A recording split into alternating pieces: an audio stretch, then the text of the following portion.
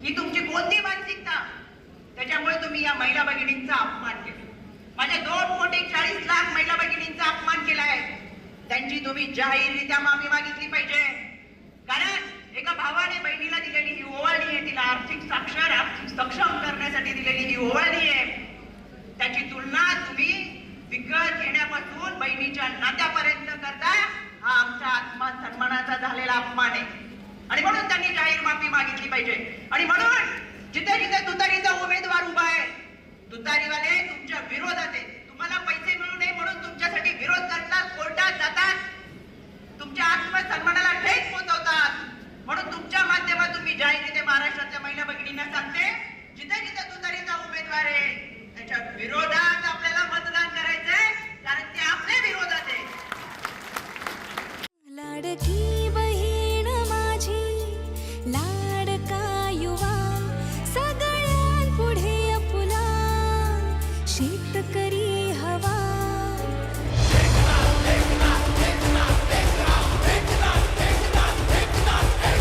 शिवसेना जिंदाबाद, दृश्यमान जिंदाबाद. शिवसेना जिंदाबाद, दृश्यमान जिंदाबाद. शिवसेना जिंदाबाद, दृश्यमान जिंदाबाद. पण सुरुवातीपासून विरोधकांनी टीका केली. काँग्रेसवाल्यांनी तर सांगितलं आम्ही सत्तेत आलो की पहिल्यांदा ही योजना बंद करू.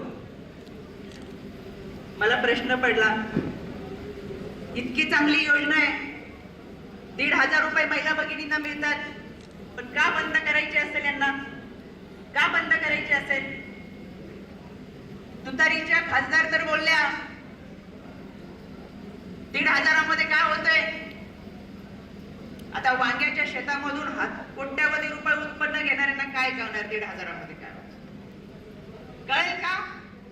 1,500ची किंमत सोन्याच्या चमचा तोंडात घेऊन आलेली ही माणसं हॉटेलमध्ये जेवायला गेले ते 1,500 रुपये टिप देतात. त्यांना काय कळणार 1,500 रुपये मध्ये काय होतं? आमची माऊली दवाखान्यात जायचं म्हणलं तर डॉक्टरांनी